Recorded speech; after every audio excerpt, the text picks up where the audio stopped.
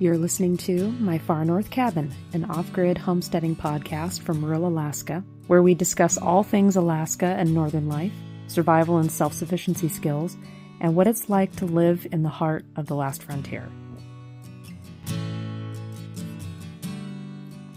So hi there. Welcome back to another episode of the podcast. I'm so glad to be here with you all again. Boy, it's been super busy around here. In Alaska, fall's already in full swing and winter is pretty much on our doorstep. The leaves are rapidly turning yellow and falling down every day, and the air is so much cooler. And what's been cool is that the northern lights have been making a regular appearance when it's actually clear at night, which it's been pouring rain this whole summer, basically. So much rain. So when we see the sky, it's just such a blessing. And, you know, if I'm being honest, fall in Alaska, I think spring does this too, creates just this strong sense of urgency. It's overwhelming. It's when most of us are getting as much berry picking in as we can. We're beginning to wrap up our gardens, building projects, all kinds of stuff. And I'm actually going to talk about that in the next episode coming up after this one. Winter usually starts around the first week of October. September, if you live further north, which can be a shock if you're new up there.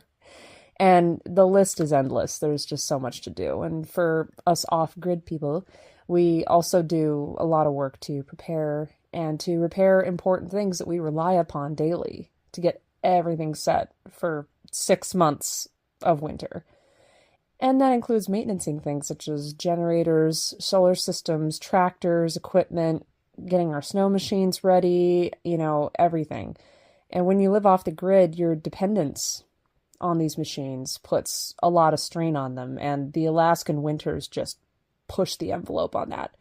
And when you're far away from the road system like we are, your self-reliance skills really come into play in your daily life. I mean, it falls on us to be our own first responders, you know, not only in emergencies, but in our daily life to solve as many of our own problems as we can. And this takes a preparedness mindset and a basic command of skills, learning from the things that happen, because you're going to get tons of curveballs that come your way that you are not prepared to fix, and you may not even find the answer. And sometimes you get that fixed by somebody else, or sometimes you surprise yourself by finding a way around it. The big deal is to know how to be safe, when you need outside help, and most importantly, how to stay calm and not panic. We have a saying around here that's based on the book Hitchhiker's Guide to the Galaxy. Don't panic. That's the first order of business when something goes wrong. And if there's one thing that all off-gridders know, it's not if things break, it's when. And so having a good base knowledge of mechanical skills is an important thing for, I think, anyone to have. So for this podcast, I'm starting a new segment where I bring on the show my beloved partner, Jason. And we've lived together in this cabin for the past 7 years. And I cannot tell you how many things we've had to fix that have broken. We've had to repair things on the fly. He's even jury-rigged many things so they could either make it down the road or work one more time. And we just have such a daily sense of responsibility when it comes to keeping our off-grid systems in order. And he's a big stickler for working smarter, not harder. So he's taken a lot of things on our property and made them more efficient. And I'm just really excited to share what he knows with all of you. So I'm really pleased to have him on the show today.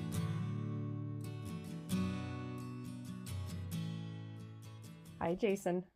Hi, Natalie. It's good to have you on here. I've been gearing up for this episode for a while, no pun intended. So thanks for coming on. I'm happy to contribute in any way I can. That's awesome. So I thought that what we could start with, just so like everyone has some background, maybe you could talk a bit about like what you like about knowing how to fix something yourself and kind of how you got interested in that in your life, because I know it's been a long journey for you. Well, I mean, without taking up the entire episode, because I totally could with that answer, I would say that I have always been interested in the way that things work. And I've always been dumbfounded by this sort of pervading ideology that seems to exist in our culture of, I don't understand it, so I'm going to pay somebody else to figure it out. For me, it's like, I don't understand it, so this is a free opportunity for me to learn something that I don't know. This is like free college for me. Like, oh, this thing stopped working. Well, what makes it go? How does it work? Well, let's find out. And so it's always just been one of my core interests in understanding how machines really accomplish many of the things that we all take for granted, that I've taken for granted throughout our modern society. And these are things that some of these inventions date to 400 or 500 years ago. And we just go, oh yeah, that's a thing. Well, but there was a time where it wasn't a thing. Like somebody figured that out. And then they improved on it. And they improved on it again and again and again and again. And, you know, the deeper you dive with any machine, literally any machine, anything that accomplishes a goal, from paper. People don't think of paper. Paper is a machine. It is. It's a thing that does a thing. And I've never thought about it like that before. Once you start diving, and you know what? I could give you 3 hours on just paper. Oh, I know you could. 3 hours. I mean, the idea of writing itself. Writing is a machine. Poetry is a machine. Everything that we do as human beings is some form of mechanical contrivance. And so for me, it's always just been like, this is what the world is made out of. So the more I know about it, the better off I'm going to be when I have to deal with it. And the more easily I can save myself the effort of saying, well, I don't understand this and I'm not going to learn. Who can I find that knows this better than me, and how much do I have to pay them? And, you know, I don't like to bring cost into everything, but I have saved myself personally at least $1 million, probably more, and I have saved others around me 10 times that, just by being interested in how things work and being willing to take the time to dissect them down to their nth degree and put them back together again. And I think that this skill is absolutely integral to success anywhere, not just in the frontiers of Alaska, not just in a place that's very extreme and has a lot of very unique problems to solve, but also in suburban USA, any town USA, you're going to come across certain things that you need to understand, and they're going to benefit you and save you money and time if you do understand them. Yeah, definitely. Yeah, I mean, like, I'd never forget, you know, how I met you, just learning that you were this type of person and that you could fix so many things that, you know, I would so easily run off to a professional to solve. And then you kind of helped me question myself and go, hey, you know, do I take the moment to look deeper, not just into what I'm trying to fix, but even in just to my own confidence levels, to go like, you know, why don't I know about this? Why don't I understand how to fix this? And it's kind of, I admit to being a product of my times and my culture in that way. And so knowing you has helped me break out of that a lot. And it really does bring a lot more self-reliance to the table, which is definitely important living here, you know?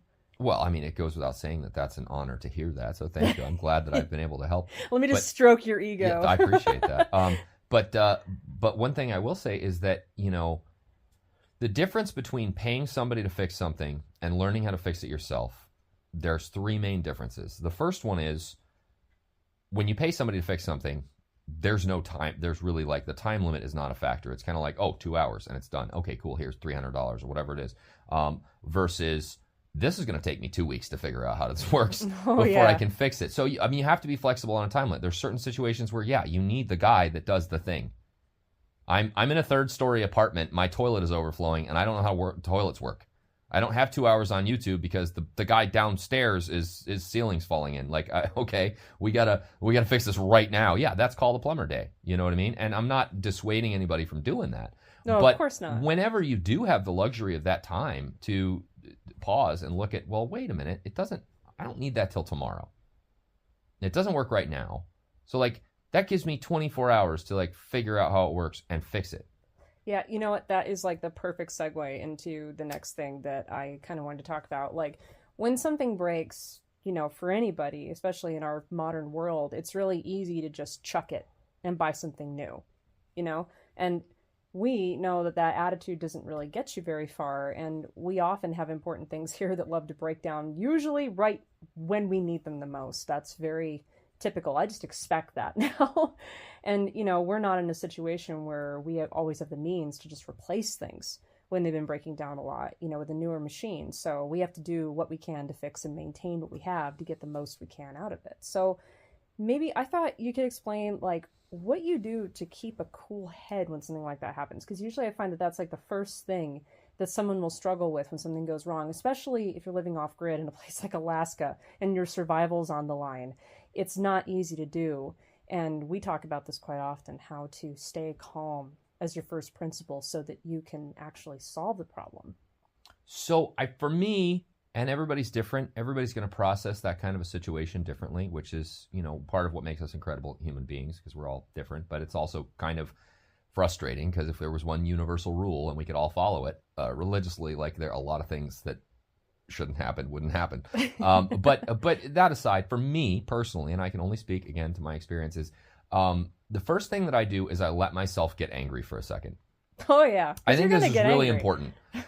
One, because I do believe that certain pieces of machinery actually do benefit from being sworn at from time to time.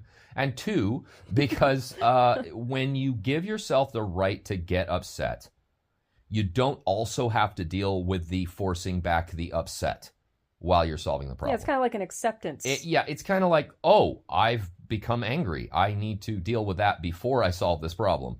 So I'm going to. You kind of make it your buddy. Obviously, you don't hurt anybody around you. You don't verbally mean to anybody, but be angry for a second. Like, walk away. For me, that's the very first step. And sometimes this is milliseconds. I'm really angry that happened. Oh, but I know how to fix it, and it's over. Sometimes this is 2 days. It's not 2 days of being angry the whole 2 days, because that would be a serious problem in anybody. But it's 2 days of oh, why, or whatever it is, So that's the first step. The second step, I think, is reminding yourself that being in a hurry is panicking. Absolutely. It's like panicking light. We don't think of it as panicking. We think panic, the room is on fire and I don't know where the exit is, and oh my God, I'm going to die. And that's what we think of when somebody says the word panic. But, where are my car keys? I'm late for work and I got to go 5 miles an hour over the speed limit for the next 9 miles and weave in and out. That's panic. Yeah. That's what's making you do that. Oh, I'm late, I'm hurry, I gotta, this has to happen. That will be the difference between life and death in a lot of situations that I have personally been in. So again, it's my personal experience that I'm speaking to here. But I can think of no person off the top of my head who has not had their day ruined because they were in that mindset. So for me, I remind myself of that. I go, there's no time limit here. I might have to adapt. I might have to change my plans. That's okay. Life happens. Life is going to give you the timeline. You do not get to set your own timeline. And if you do, you're going to fail, no matter who you are, whether you're a businessman in New York or you're a guy that is a hermit in a swamp somewhere. If you set your own schedule, it's going to be disrupted by something. Maybe it's the weather, maybe it's your car, maybe it's your kid, maybe it's your friend, maybe it's the boss, maybe it's the traffic. It doesn't matter. It's going to be upset. But if you can pause yourself and remind yourself that being in a hurry is also a form of panic, then you will remind yourself not to panic, and you will be able to go to the next step. And the next step of that situation, of how to deal with that, is the problem feels really big, so let's break it down into steps. Mm-hmm. Oh, yeah, definitely. That is life-changing. Yeah. We all get faced with problems that seem like I was on my way to a job interview that I need in order to pay rent, and my car broke down and I don't know why it's broken, and it's on the side of the road and I got to call the tow truck. That's a huge, horrible situation for somebody to be in if you take it as a whole. Yeah, definitely. And if you add in I'm in a hurry, that much worse. Yeah. So if you can break it down, you go, why did my car break down? Well, what is a car? And start there, and I'm not panicked, and people will go around me. I might have my flashers on. I'm in a safe location. I can get out of my car. I can open the hood. Those are the people that turn that, what could be 3-4 hours of just a panic attack on the side of the road with tears and calling mom and AAA and not knowing what to do and going into debt. It can turn that into 10 minutes of, okay, fixed. Oh, yeah, definitely, for sure. And we've learned that just, as a survival skill, that is important, when even just stuff like you're dealing with being stuck in the woods or something else goes wrong, they always say, the old adage is, the first thing that you do is don't panic, stay calm, because when you're using the part of your brain that you use when you're staying calm and you're breaking it down into logical steps and you're making a plan, you're more emotionally and mentally capable of solving that issue.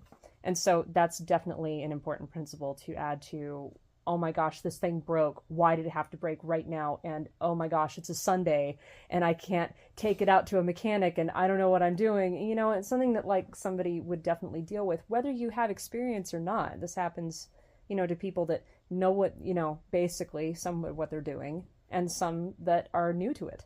You know, this is a common thing. So if we could talk about generators for a minute.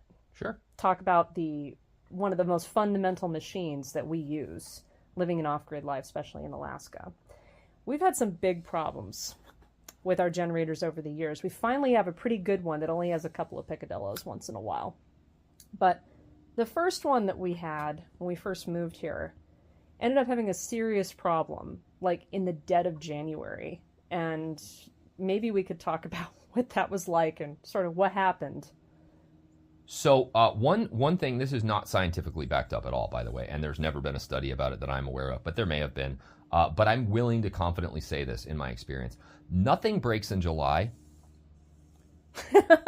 It just doesn't. Like, that's like the it's like a rule. If I had a mechanic shop, I would just be closed for July because I know nobody's car is going to have a problem. No one's coming in. The weather's perfect. Everything's fine. Like, zero issues. Okay. You know when I would open 24 hours if I was a mechanic? January.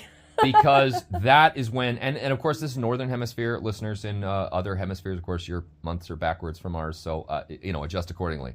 But at the same time, like, yeah, things don't usually break when everything's fine, and it's super easy to fix. Murphy's Law. They break when it's the most difficult time of the year and situation for that to happen. So yes, we had a generator failure on the property. Now, I don't want to get into a whole bunch of detail because that's a whole episode.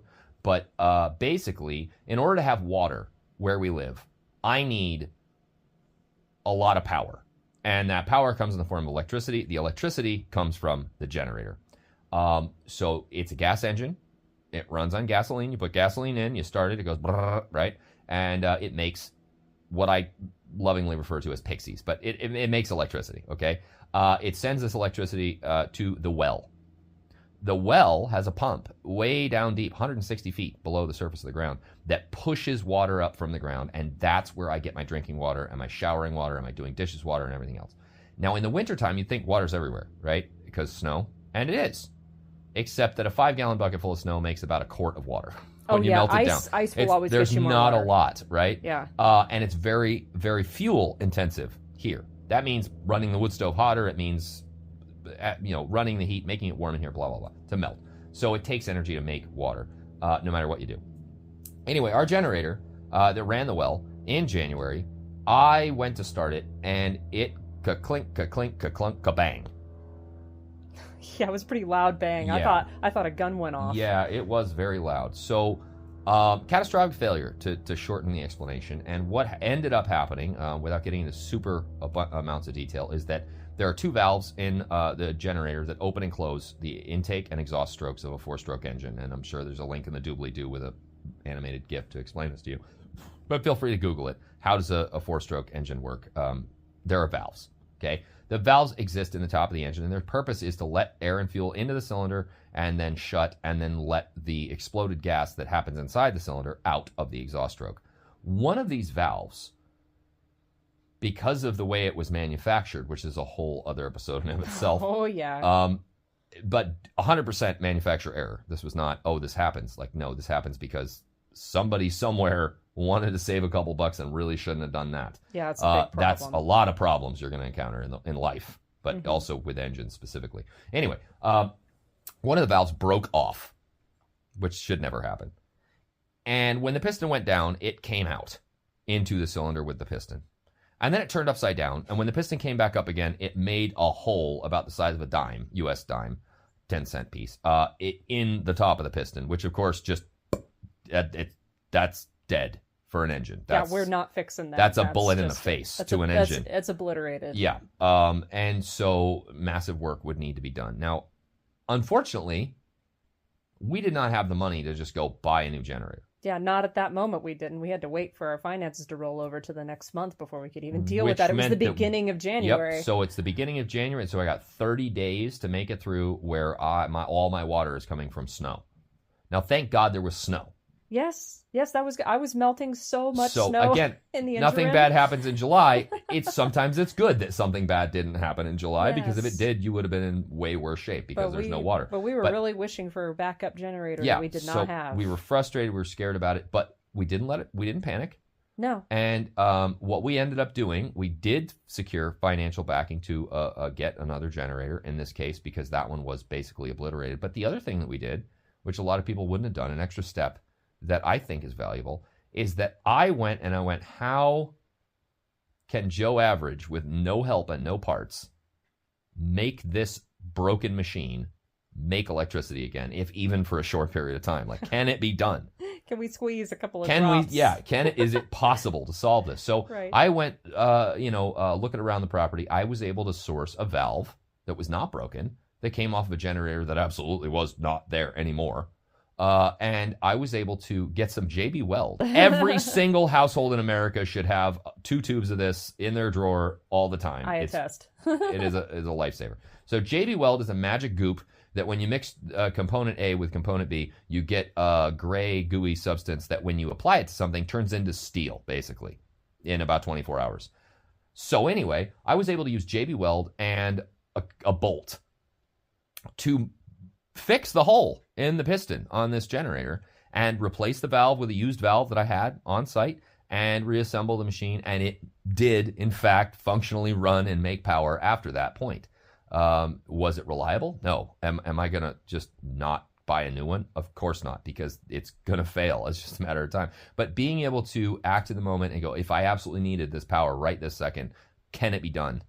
And thinking about it like that allowed me to break it down, and also taught me the various weaknesses of certain manufacturing procedures that are very common. Yeah, not all machines, and specifically all generators, are created equal, and there are some that are great for, like, if you're going through a natural disaster and your power is out for like a couple of weeks and you need a generator to deal with that in the interim, and it'd be very, very good for that. But then when you have it in a daily application, like up here in Alaska, where also you have extreme weather conditions, that can create problems of its own that the generator may not be built to deal with. And so you could, despite your best efforts, encounter a problem like we did. We had a generator shed that kept it protected from the elements. We did everything right, and it still happened. So that's just something that occurs and that you have to be ready for when you do something like this. But one really good thing I think we could talk about for a second is just what a generator is, because that's just really important to just know, especially if you're thinking about living off grid. They're typically a 4-stroke, it's what's called a 4-stroke, 4-cycle engine. And so maybe you could just quickly break that down for those who might not really know, because they're so common. They're in cars, trucks, it's so many things. So the first thing that I can tell you is that there's an infinite grouping of types of engines. If you start Googling engines, that's a rabbit hole that doesn't have a bottom. But there are 2 main types that are just the most ubiquitous things that we're going to come across anywhere we go, anytime we go anywhere. And one of them is a 4-stroke engine, and the other is a 2-stroke engine. Examples of a 2-stroke engine are snowmobiles, most of them, not all of them, but most of them, weed whackers, dirt bikes, those little okay. Examples of 4-stroke engines are every car on the road with a gas engine, diesel and gasoline, and all of your quote-unquote generators. So what is a generator? A generator is a small engine, usually a single cylinder, but sometimes 2 cylinders, which means 2 pistons and 2 cylinders in which the pistons travel up and down. And this engine is used to sit at a specific running speed, and that speed spins a magnet basically inside of a coil of wire, which produces an electric current. And that is what electricity is. That current is, most people that live on grid, it comes in from a wire, but at the end of that wire, there's an engine that's spinning something that's making that power. And so a generator is basically just a small engine that sits there and runs, and it produces electricity while it runs. That's the work it's doing, because all engines do work. Okay. A 4-stroke engine basically has 4 strokes, right? The first stroke is intake. The piston is going down. There's a valve in charge of mixing air and fuel together. This opens, and air and fuel goes into the piston or into the cylinder as the piston goes down because it makes like a vacuum, kind of like a syringe being drawn up. When it gets to the bottom, that valve closes. It gets put under pressure. We call this a compression stroke. And then while it's at the top of that, a spark plug, which is just a little thing that makes an electric arc inside the cylinder, it ignites and it makes an arc that travels through the air. And what happens is that arc ignites that air and fuel mixture while it's under pressure. This creates an explosion. The explosion drives the piston back down. When the piston gets to the bottom, the exhaust valve opens. Remember I said there was two. The exhaust valve opens and it allows all of that burnt material, that smoke, if you will, to exit the engine, and then it repeats. Mm-hmm. And in mechanics terms, we call this suck, squeeze, bang, blow. And that's also the way you chase down a problem too, right? Well, yeah. You wanna understand at what point in this series of events did the problem occur. This also tells you the three things necessary for any engine, whether they're 2-stroke or 4-stroke, but this is specific to 4-stroke. There are three things that will make it go. It needs fuel, it needs spark, and it needs compression.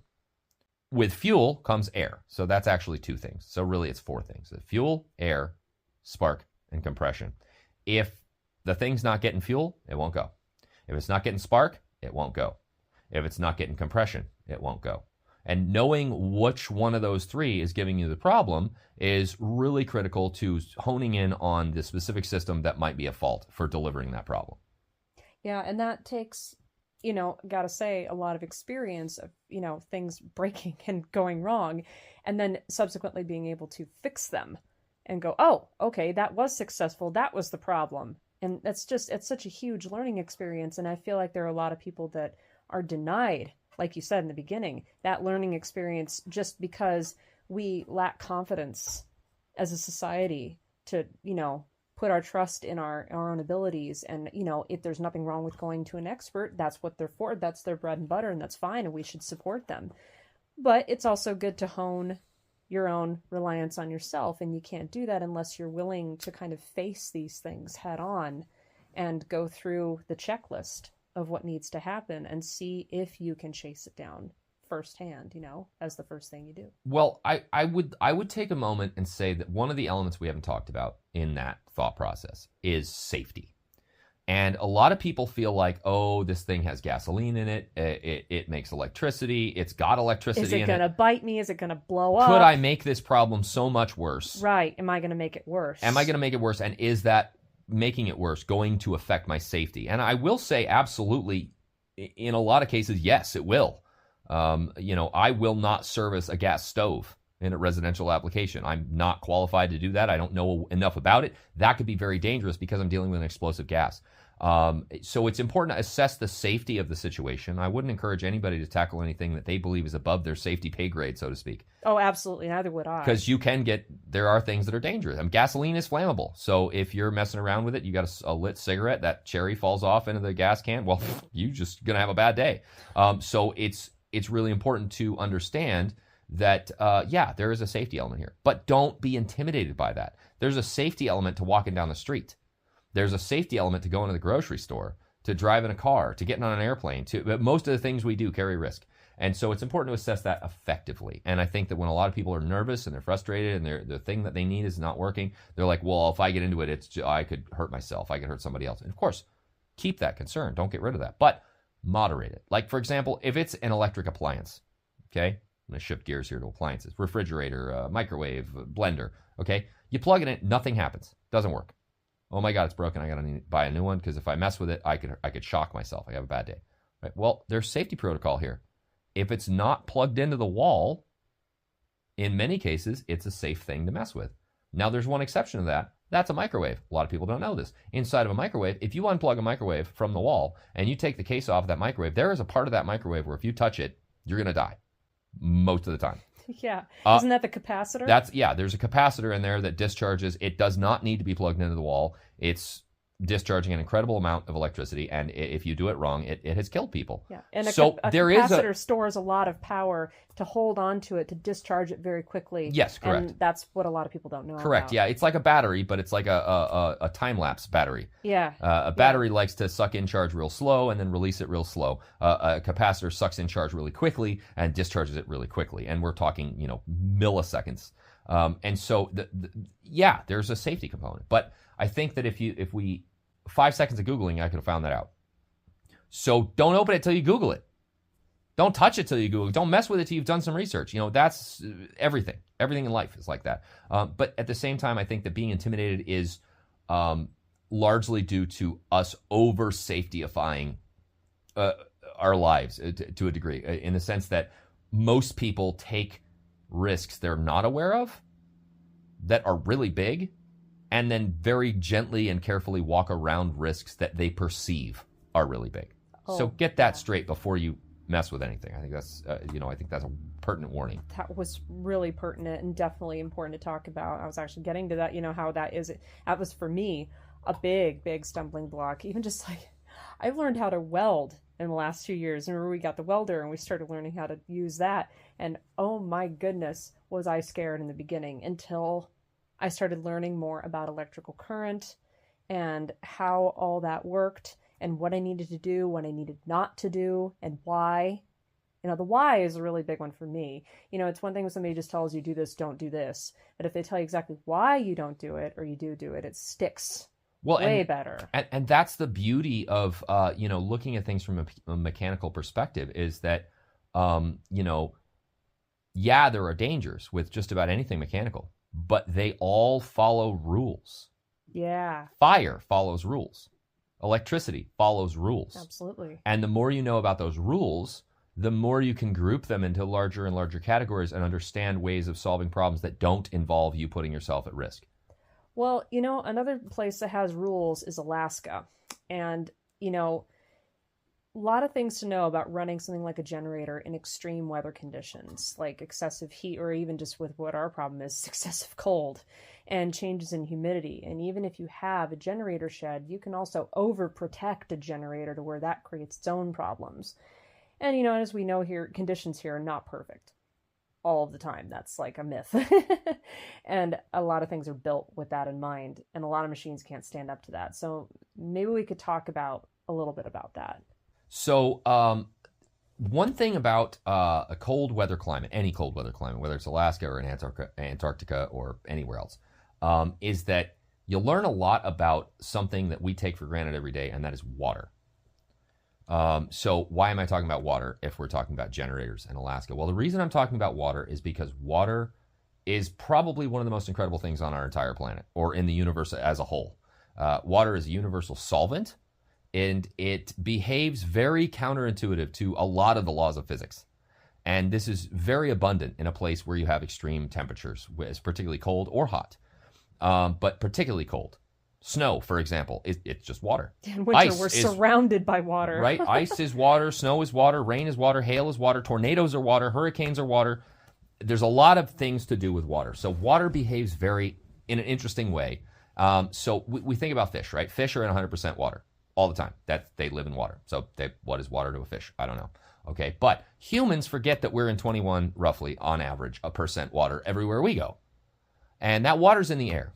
And that air, we call that humidity. That humidity is going to affect equipment because you have a chemical reaction. That's what an engine is. It's a chemical reaction. You're putting a fuel and some oxygen in a chamber. You're igniting it. You're having the oxygen react with the fuel. It's producing heat, and that heat produces gases that expand, and those expanding gases are what make the engine go. In Alaska, in a cold temperature, or any cold climate, you're going to have water that infiltrates your engine system. And one of the ways it does this is, you changed the oil. And it was, I don't know, July, because that's when nothing breaks, right? So, I should change the oil, right? So you opened up the crankcase of the engine, which is the bottom half where the crankshaft is spinning around, driven by the piston. And it's usually got oil in there. That's to lubricate everything and to provide a film between the two moving surfaces so they don't produce a lot of friction and therefore a lot of wasted heat, which is a lot of wasted energy. Okay, so you open it up, you change the oil, you put brand new oil in it, you're thinking it's going to be great. Come January, I'm going to have that. It's going to be reliable. But what you don't realize is that you didn't just put oil in the engine. You also put air into the crankcase from the air you're breathing.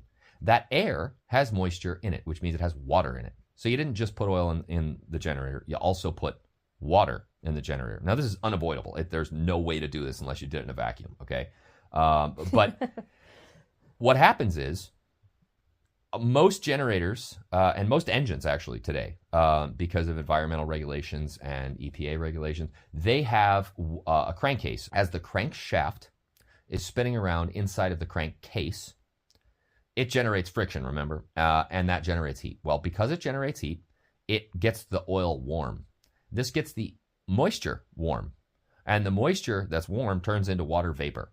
This water vapor comes out of the crankcase. It builds pressure otherwise. It has to be vented. So we usually vent it into the air intake of the engine where the fuel and the air go, because it's okay if it burns a little bit of oil. It's not going to hurt anything. Yeah, like we were talking about before. Not as bad for the environment, right? Which is a good thing. So the problem is when it's really, really cold, the engine heats up and this water vapor gets introduced into the carburetor.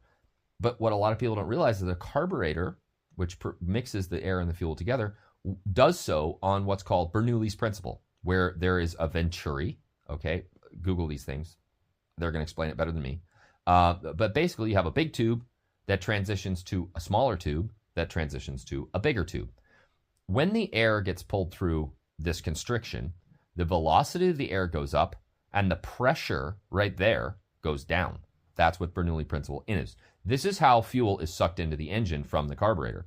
And what happens is when moist air from the crankcase that's warm is sucked into the system, the carburetor is naturally cold. It's sucking all the heat out of that system, out of that piece of aluminum, out of that piece of a metal.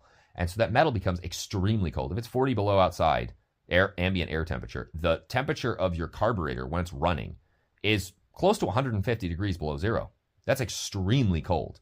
And because it gets so cold, when this water that you've introduced into the oil comes through the breather tube into the air intake, it condenses on the inside of that carburetor, forms ice, and actually constricts the carburetor down to where the engine is not running efficiently or can even shut off altogether. And that's a problem we have a lot of the time. And so maybe you could tell people what we use to help with that.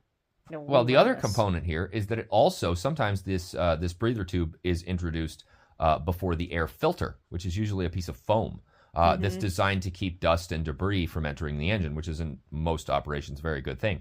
That is a piece of foam. It's a literal sponge. So even if it doesn't affect the engine while it's running, once that moist air has been being sucked through this sponge this whole time, the sponge is grabbing the moisture out of the air, and the air is being sucked in by the engine, but the moisture is being left in the sponge. And so you shut the thing down, and it freezes overnight, and you go back and it won't start. And the reason it won't start is because that sponge is now frozen solid. It's a frozen plug. It's like a puck, just blocking all the air from going into the engine. So what we do out here is that I have my generators in a space that is not dusty, that does not have a lot of debris floating around in the air, and I remove that foam thing altogether. I don't use one. And we also use heat. Yes. I mean, not heat like heat, but it's a product. Heat is basically a product that is a formulated type of methanol. HEET. Yes, that's the brand name. You could also use isopropyl alcohol, assuming it's 91 or above percent. Most people use the methanol. What this does is this mixes with the fuel in the gasoline, and it mixes with water. Gasoline does not mix with water at all. So you need a solvent that will also burn, that will make a chemical bond with water. And this is what methanol does. And this gets the water out of the gas tank. Because remember, I told you every time you open the crankcase, you're letting water in. The same is true of the gas tank. And so, like I said, there are different areas to an engine. Each one of them needs to be made unaffected by this water. And so water that gets in the fuel can cause the fuel not to burn. If you add methanol, the methanol mixes with the water in a chemical way and allows it to burn. So that solves that problem. The air filter being removed solves the icing up of the air filter as far as it becoming a puck. And then removing the tube that vents the oil crank pressure into the airbox solves the moisture in the oil. By doing this, you have a generator that will reliably run in sub 40 below temperatures without issue. Wow. That is definitely something we didn't learn right away. That's like years of experience dealing with this over and over and over and over again. So, since we're talking about engines, we may as well mention another really important machine in a life like this that we could, run through really quickly. Which is the ATV, which ATV, if you don't know, stands for all-terrain vehicle. And like the one that we have now, we have a 1989 Suzuki Quad Runner. We affectionately all call them quads or four-wheelers out here. Sometimes they're called side-by-sides, which means that, in the seating arrangement, you're sitting on a bench, sort of, like right next to each other. And these things, they help us navigate the summers mostly to do work on the land. There are some that you could use year-round, but there's not many.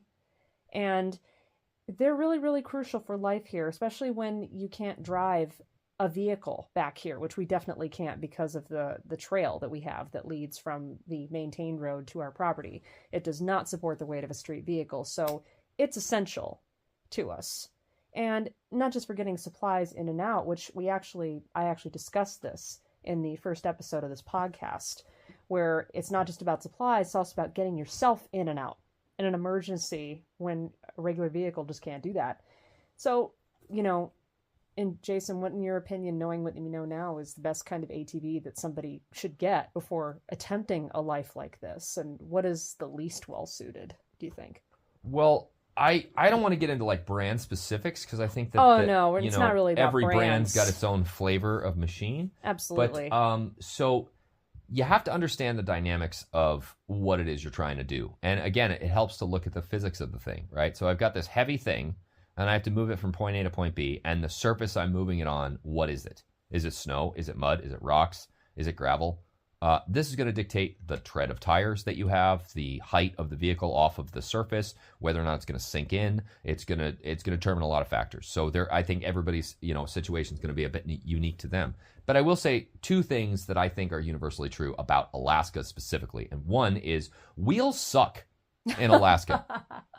A big rotating thing, no matter how much tread you have on it, it digs a hole. We have a very soft top layer of basically the whole continent up here. And so things that rotate sink, and when they sink, then they spin, and when they spin, they dig a hole. It's like a rotating shovel, basically. And so tracks are going to be your best friends.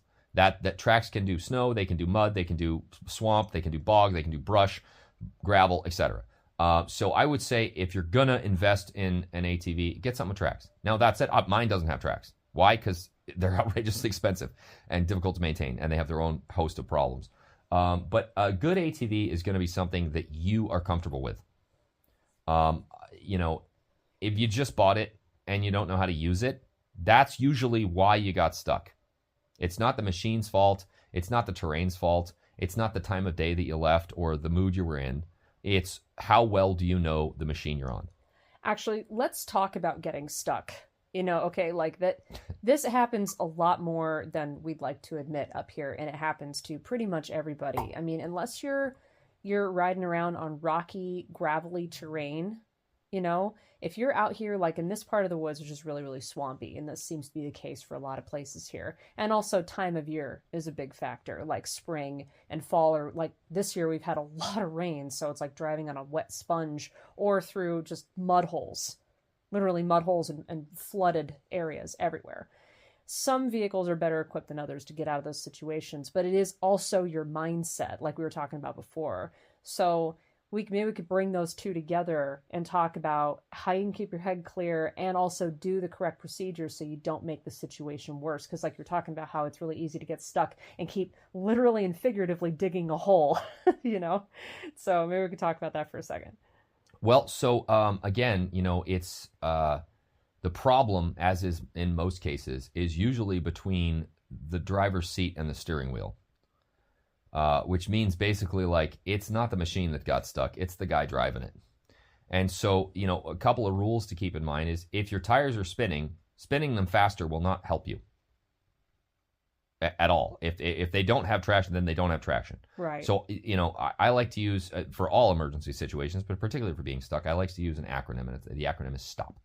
And it stands for stop, think, observe, Plan. Plan. Yep.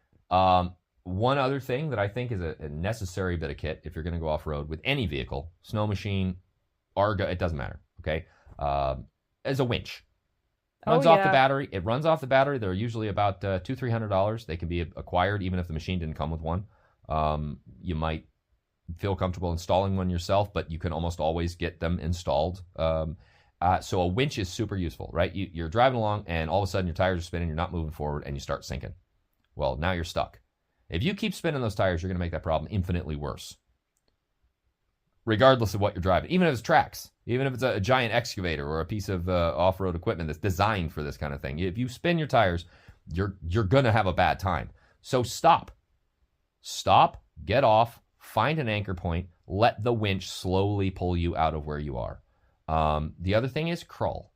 The idea of really going fast through difficult terrain is exciting to a lot of people, but it is not the way you solve a problem.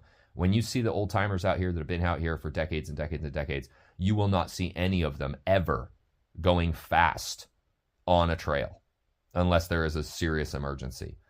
Most of the time they're crawling along, and this is because slow, even torque applied to the wheels will get you out of a slippery situation much better than fast, jerky torque, which is going to break friction between the wheels and the surface. Yeah, that's definitely crucial. And while we still have a few minutes to talk about it, we could mention snowmobiles, snow machines. We call them snow machines and sleds here in Alaska. So if you're ever listening to an Alaskan say, "Oh, I took the sled out," we don't mean like a literal sled usually. Yeah, it's not a toboggan. We're talking about a snowmobile, and it's a super crucial thing to own up here. Basically most people have one, even if they choose alternate methods. Everybody tries to have one, and a lot of people have them used or brand new. And when we first got here, we didn't have one. We had just enough means to secure the property and clothing for our first winter, and that was it. So our neighbor, who we just love to pieces, she's always been there for us, and we love her so much, actually gave us one of her used snowmobiles for our first Christmas, and we're still so grateful for that. Right?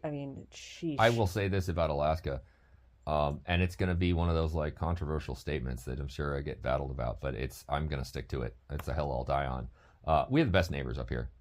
Our neighbors up here in Alaska are better than anywhere else I've ever lived in my life. And the reason is because we are all aware of the fact that we all have to succeed or none of us will. Yeah, absolutely. No, that's totally right on. And, I thought really quick before we wrap up, we could talk about, when you have a snowmobile as something that you have to use almost every day for 6 months, what are the most important things for people to know about what that's like? Well, again, it's just like any other vehicle. So you have to stay up to date on your maintenance, and each vehicle has its own maintenance procedure that you want to follow. And it's also something where it's a unique system. A snowmobile does not work like a car. It does not work like a generator. It is its own thing. And so the more you can find out about exactly how that works, the better equipped you're going to be to deal with it. You need to know your vehicle. You need to know its quirks. You need to know what it's going to do. But I'll go back. I'll harken back to another thing that is the number one thing that hey, can you fix my snowmobile? It doesn't run. The number one reason why somebody's come to me with that, it's water. Yeah, it's failed to take into account the effect that water is going to have on a system when it freezes. Because water expands when it freezes. So if there's water in your gas line and it's above freezing, that's no big deal. The engine will burn it or it won't. And you can swap the fuel out and you're good. Once water gets into your fuel system, the fuel system isn't just a line that goes right straight into the engine. It has a component, usually in a snowmobile, one of those components is a pump that pumps the fuel. This pump is a diaphragm. It's two pieces of rubber that move back and forth. When it gets full of water, where's the lowest point in your tank? So fuel sits on top of water, right? Water is more dense than fuel. So water is going to go to the lowest point of your entire fuel system, which is usually where the pump is. And if the pump is full of water, that's why it won't run. 99% of the time when somebody can't get a snowmobile running, it's because the fuel pump is full of water. And the reason the fuel pump is full of water is because they left it out in the rain, or there was too much water in the fuel when they added it, or there was too much humidity when they added fuel last, and that humidity is condensed on the inside of the tank and then gone to the bottom. So the first thing that I do when maintaining a snowmobile of any kind is I check for this. And I take the fuel pump off and I remove the water physically. And I make sure fuel is currently happily flowing through the system. This is a lot of maintenance for somebody to do, but every machine has their own protocol on how to do this. And you can find that out when you acquire the machine, whether you buy it used or brand new. There's going to be data about that machine. So I encourage everybody that buys any kind of snowmobile to get as much information about that, even if it goes over your head, even if it's stuff you don't like. What's the valve lash, or what's the spec on cylinder 2? Like, keep it, because the bottom of this rabbit hole will approach you faster than you think it will. Right now you're at the surface looking down and it's like, oh my God, that's so deep, but like, it's not. So the more data you can find about your specific machine and exactly what its needs are, the better well you're going to be to serve to fix that. Well, and I feel like that's a good takeaway for everything that we just talked about. Oh yeah, cars, generators, everything. There's a saying that in the mechanic world called RTFM, and I'll delete the expletive, and it basically means read the freaking manual, which is just educating yourself on how this thing works before you start messing with it. And obviously personal safety is really important to keep in mind, what your timeline is, staying calm. Can I fix it, or should I take it to a professional? Do I trust myself to even just learn more about this, even if I do take it to a professional, which I think is a really good thing to do. Even if you did take it to someone else, you can always ask questions to find out more. And I know that snowmobiles could totally be their own episode, so I think that's probably what we'll talk about next time, because now we're getting into winter. So, I mean, that's the tip of the iceberg with that. Well, there's a lot of systems there. There's a lot to unpack there. So I guess what I'd say before we wrap up is, we have a mountain of material for us to cover in the future, I'm sure. But, do you have anything else to add before we're out of time? Well, one thing I really want to urge all of our listeners out there in internet land to consider is, it's not that hard, you guys. I know it seems really hard. It seems really like, oh my, what's a carb? How does this work? I get it. It's very overwhelming, right? Or not interesting. Or it's not interesting, or it's something that you really got to work to understand. I get that. So is Microsoft Word. Right? I could talk for 3 hours on how to use Microsoft Word or Excel, right? And yet we all learned it, and we all are roughly aware of its existence and functionally how to make it go. It may not do what we want it to do, but we have a cursory understanding of it. And so all I'm going to tell you is that there's never been an engine ever made that's even half as complicated as most of the stuff that you guys routinely do on the internet or with your daily lives. And so I would just say, look, it looks like a deep hole. It looks like a big, scary, cavernous abyss that you're about to dive into to find out how these things work and to do your own work and to do your own research. It's not. And I think the biggest obstacle that people find is that there are lots of parts on these machines that look wildly different from each other. You look under the hood of a Subaru versus a Chevy, they're very different. But what you need to understand is they do the same job. Don't be put off by how complicated something looks. Break it down into the steps that you need in order to understand what does this component do and why. And you will be able to find the answer to any of the problems that you're going to face. Well, I think that's perfect. I really want to thank you for coming on here and sharing yourself with us. And you need to come back because we have way more to talk about. So, the things that you've learned and been through are so valuable. And I know they are to everybody who listens to this podcast. So I'm grateful for you sharing them. So thank you so much for having me. Thank you, Jason. It. All right. So I hope you guys enjoyed the conversation that I had with Jason about off-grid problem solving. We covered generators and how they work, how that translates to something like an all-terrain vehicle, and we even dipped into snowmobiles a little bit. And I really think that we covered some major, major topics today. And I really like that he touched on getting your head around how something actually works, because I know that we don't often contemplate, how does this thing work? How does that thing work in our society? Because our heads are filled with all the other important things that we got to do, our responsibilities, and that's all important. But learning something new about how something around you functions really opens a door in your mind and in your life. And it can make you feel like you're a more capable human being. Because you are, and I believe in you, and I believe in your ability to be more self-reliant. So you keep building that mindset, as I always say, a little bit at a time. I want to thank you for listening to this episode of the podcast. We'll be back in a couple of weeks with an episode about getting ready for winter in Alaska, because that is coming up faster than I can say. And if you're interested in leaving feedback and or getting updates about the show, you can check out the Instagram account for this podcast at My Far North Cabin. And if you're interested in seeing our homesteading life here in Alaska in some more visual detail, there are two ways that you can do that. On Instagram, at alaska.redhead, you can see my personal page with all of my posts, all my videos about our life here. And you can also subscribe to us on YouTube, Curiosity Compound Alaska. That's the name of our channel, and I'll put the link in the show notes today. I also want to give a big thank you to my patrons on Patreon who help make the show possible. And if you're interested in supporting this program, you can go over to Patreon. The link is in the show notes, and find out how you can contribute. So thanks again for being here for this episode.